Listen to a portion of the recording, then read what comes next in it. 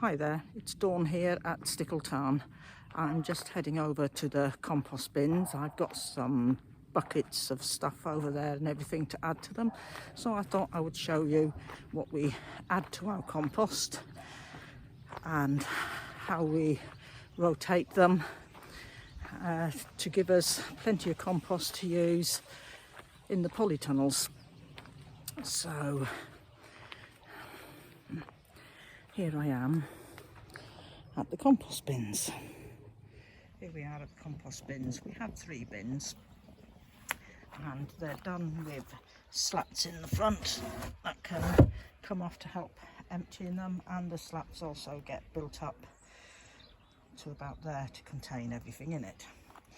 So this one was in that bin, and a few weeks ago this was turned into here. Let me show you what we got. So this was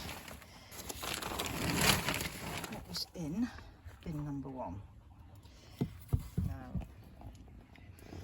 Now it's still a bit on the wet side, but there is plenty of worms in here doing what worms need to do, and hopefully by the end of the spring, yeah, there's plenty of worms there, or by the springtime when I need it, this will be nice and friable and ready to use.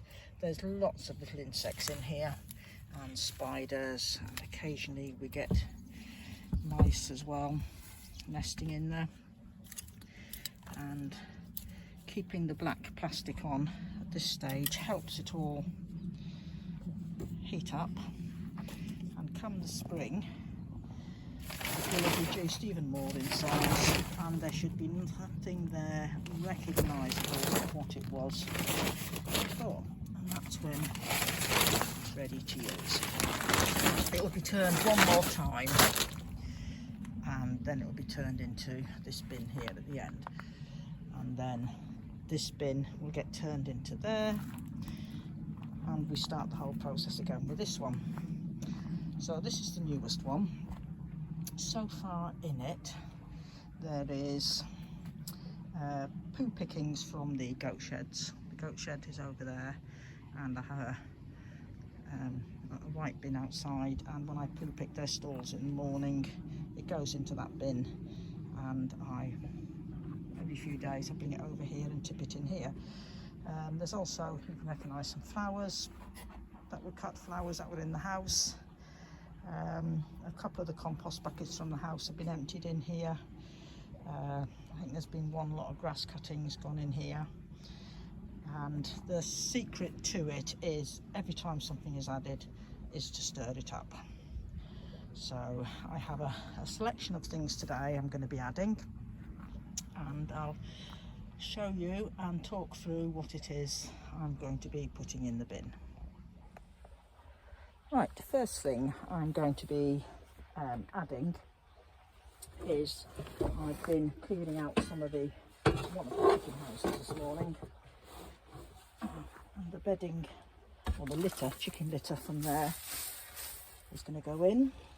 The chicken litter contains wood shavings, feathers, chicken poop. It's the chicken poop which is great as an activator in the compost bin.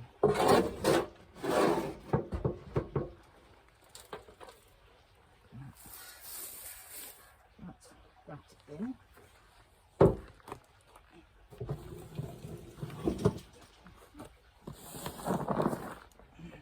Got another bucket here of grass cuttings, so they're going to go in as well. I usually leave the grass cuttings sitting for a couple of days, and then they start to warm up, and then I put them here in the bin. Sometimes they come in here, sometimes they get used elsewhere. a case of layering it all. You don't just want to tip your buckets in and have big clumps of everything. You want it evenly spread on the surface of the bin. It's too easy just to come along and just tip everything out, and then you end up with a big claggy mess. Right, the contents of the household bin. This is what we keep in the porch. Oh, you can see that. And all our vegetable waste goes in there. The contents of the Hoover bag, tea bags, anything like that. And again, bits of tissue, the lot. Just gonna get that out a bit. So I never add cooked food to the compost bin. We have enough of a rat problem as it is. Right, get some shredded paper. There's also some wood ash in here. Oh, a lot of dust. There's a bit of cardboard at the bottom. And eggshells. The eggshells, they get mixed in with the paper, but the eggshells get dried up in the bottom of the Rayburn, and then once every couple of weeks it's all tumbled up and added to the bin.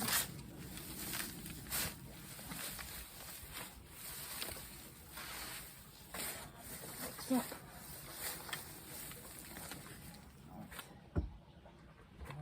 The other thing I add, we use these fly traps around the place, especially during the summer, and if you can see in there, but some of them there was bits of maggots and everything in them, so this, even though it's a bit stinky, go into the compost bin as well.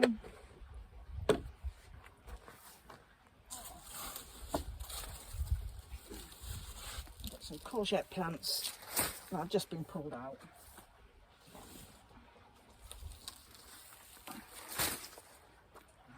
And what I do with these is, it's no good just leaving them as they are, but chop them. Chop the stems up. It helps them break down quicker.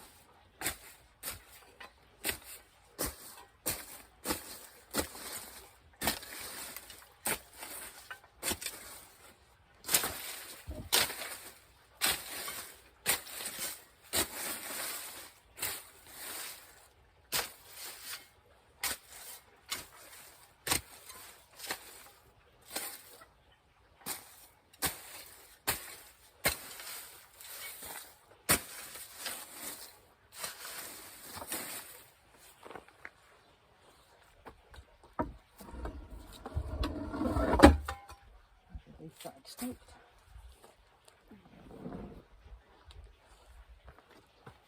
Right, there's one of the small hanging baskets which has gone over.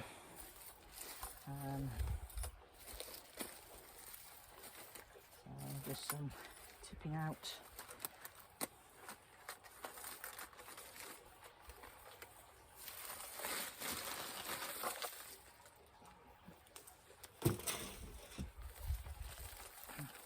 Take it all up.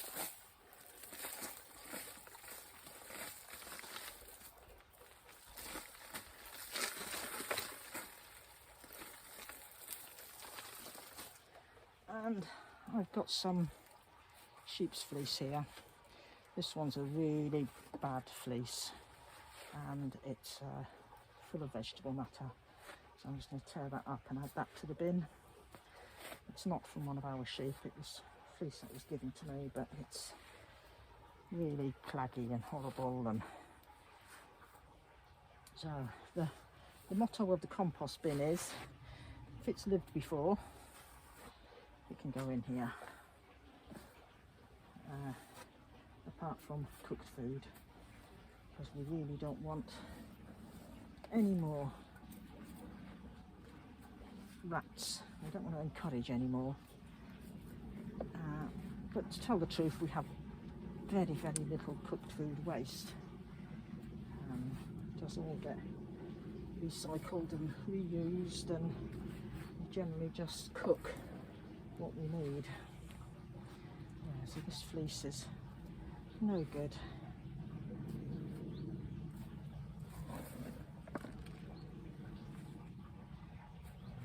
Lucky stuff. But it'll do well in there. And it's not at all. Well, I thought. Good mixer.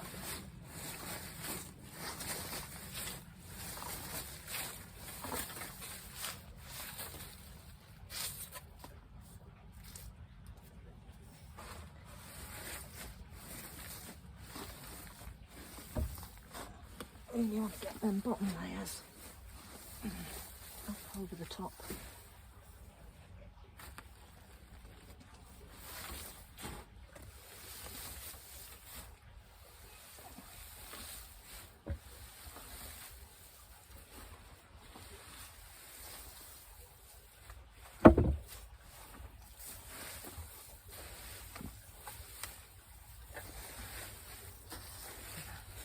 And keep it level.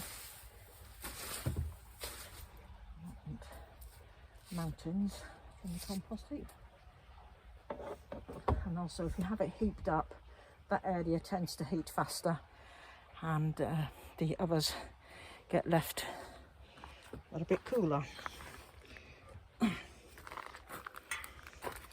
the final thing I add, I'll give it all a bit of a watering.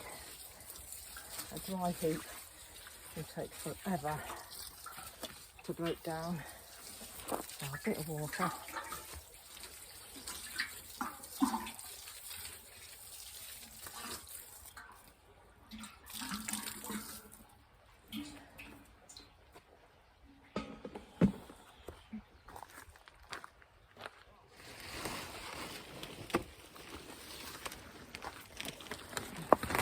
And I have an old plastic sheeting that goes up over the top of it, and this is so when it rains I'm not going to end up with a big soggy mess. And also it does help to speed the heat up in there, because the heat is getting trapped under the plastic, or I think that's what happens anyway. I'm not an expert. And then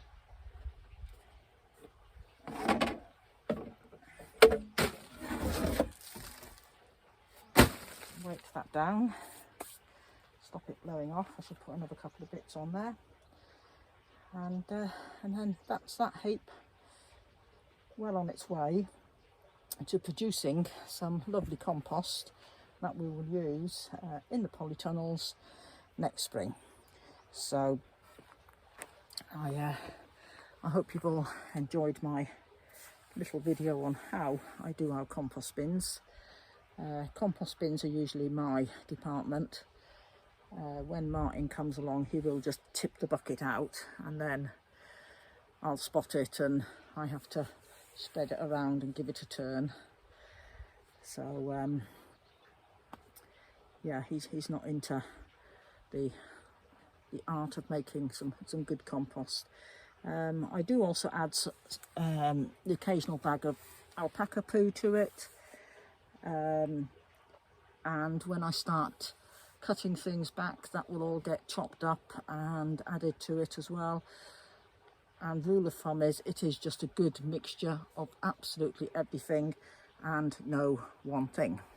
It's no one thing, it is just a mixture of everything. Keeping it turned, keeping it moist, not soaking wet, keeping it covered, letting it heat up, and yeah, and you will get good compost. And in a few months this bin will be up to here, and this one, that one will get turned into the end, this one will get turned into there, and then we'll start a new one here. The one at the end will be left, that'll be its last turning, so that'll be left until early spring, and then it'll be time to start digging it all out, ready for the bins to be turned again. And yeah, so that is how I do the compost. So any questions, just drop them down below. This is scaffold boards, that the joys of having a scaffold company, there's always bits of board our bins are made from. And like I said, these front slats all lift out, which makes emptying it easier, but it also means I can add more boards and build it up as it gets fuller, and which is also great for keeping the dogs out. So I'm going to leave it there, and hopefully next Monday I will have another video for you to see of what I do up here at Stickletarn and how I do things. So take care everybody, and I'll catch up with you soon.